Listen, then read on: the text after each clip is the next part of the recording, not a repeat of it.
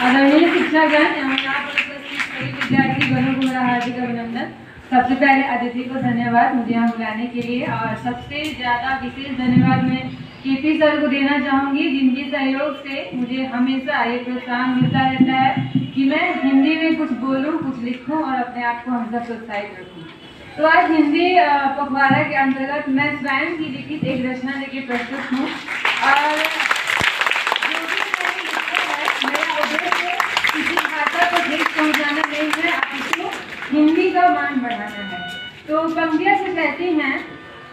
हमारी मातृभूमि के मस्तक पे, हमारी मातृभूमि के मस्तक पे जो सुंदर से सुशोभित बिंदी है, हमारी मातृभूमि के मस्तक पे जो सुंदर से सुशोभित बिंदी है, वह भारत का कोई रत्न नहीं, हमारी राजभाषा हिंदी है।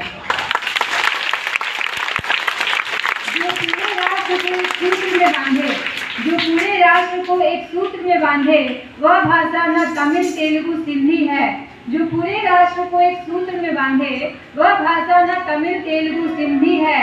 जो पूरे भारत का मान बढ़ाए, वह राजभाषा हिंदी है। तो फिर क्यों हिंदी के प्रचलन से, तो फिर क्यों अंग्रेजी के प्रचलन से हो रही हिंदी यूनिट अचंभित है। तो फिर क्यों अंग्रेजी के प्रचलन से हो रही हिंदी यूनिट अचंभित है।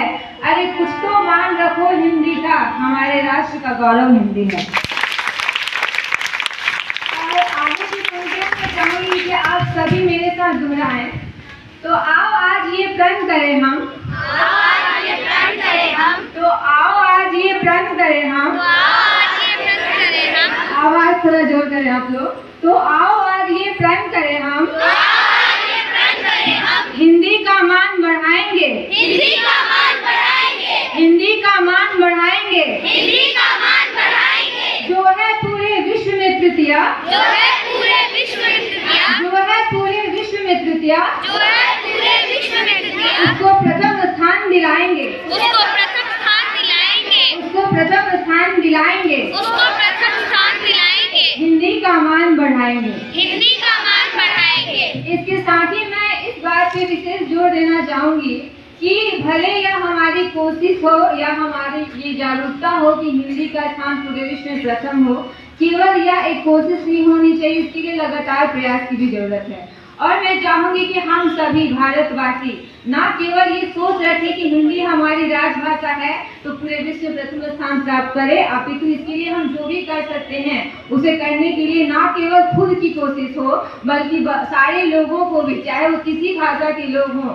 उन्हें हिंदी बोलने के लिए प्रेरित करें, प्रोत्साहित करें और जितना कुछ कर सकते हैं करें। एक भ्रामक, एक मिथ जो लोगों के बीच में फैली हुई है, मैंने कुछ दिन पहले कहीं पढ़ा था कि किसी का कहना था कि जो हम पखवाड़े, हिंदी दिवस जो भी मना रहे हैं हिंदी से संबंधित, अगर हिंदी भाषा हमें रोजगार दे देती तो हमें अंग्रेजी बोलने की जरूरत ही क्या थी। लेकिन मेरा ये मानना है, मेरा यह विचार है कि यदि अंग्रेजी हमें रोजगार दे सकती है, यदि अंग्रेजी हमें रोजगार देती है, तो हिंदी हमें संस्कार देती है। और यह बात हमें बिल्कुल नहीं भूलनी चाहिए, क्योंकि अभी तक हम लोग जितनी भी कविताएं, कहानियां हिंदी के माध्यम से पढ़ते आ रहे हैं, जो हमारे लेखकों ने, कवियों ने लिखी है, चाहे वो देशभक्ति से ओतप्रोत हो या फिर किसी भी तरह से, वो सभी हमें अपने जीवन में आगे बढ़ने के लिए, अच्छे पथ पे चलने के लिए प्रेरित करती हैं और हमें यह बताती हैं कि जो हमारी भारतीय संस्कृति का संस्कार रहा है उसे हमें कैसे अपने जीवन में लेके आगे बढ़ना है, खुद को आगे लेके बढ़ना है, अपनी आने वाली पीढ़ियों को लेके आगे बढ़ना है। तो हिंदी का यह मान है। तो इसके बारे में कुछ ही विशेष होने जरूर मैं इतना बात यहाँ दोहराना चाहूंगी कि हिंदी की यह गरिमा ही है कि जब ये चुनाव किया जा रहा था या सोच विचार किया जा रहा था संविधान निर्माण के समय कि आखिर किस भाषा को हिंदी राजभाषा का दर्जा दिया जाए, तो यह निर्णय लेने मुझे नहीं लगता कि ज्यादा समय किसी को लगा होगा कि राजभाषा का दर्जा हिंदी को मिले, क्योंकि 1918 में हुए साहित्य सम्मेलन में हमारे राष्ट्रपिता महात्मा गांधी ने कहा भी था कि भाषा ऐसी होनी चाहिए, राजभाषा ऐसी होनी चाहिए जो पूरे राष्ट्र को ना केवल एक सूत्र में बांध सके, बल्कि उसमें विचारों की अभिव्यक्ति, विचारों का विनिमय वो भी आसानी से हो सके, और इस पर हिंदी बिल्कुल खरी उतरती है।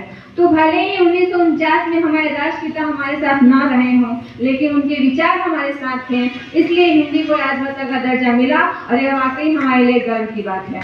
और अंत में अपने विचारों को विराम देने से पहले मैं यह चाहूंगी वो केवल ख्वाहिश न रह जाए, उसके लिए हमारा कर्म भी होना चाहिए। तो मैं कुछ बोलना चाहूंगी, ख्वाहिशों से नहीं गिरते फूल झोली में, ख्वाहिशों से नहीं गिरते फूल झोली में, कर्म की साख को हिलाना होगा। ख्वाहिशों से नहीं गिरते फूल झोली में, कर्म की साख को हिलाना होगा। कुछ नहीं होगा कोसने से अंधेरों को, अपने हिस्से का दिया खुद जलाना होगा, अपने हिस्से का दिया खुद जलाना होगा। इसी के साथ मैं कहानी को विराम देती हूँ। आपका धन्यवाद। सभी सभी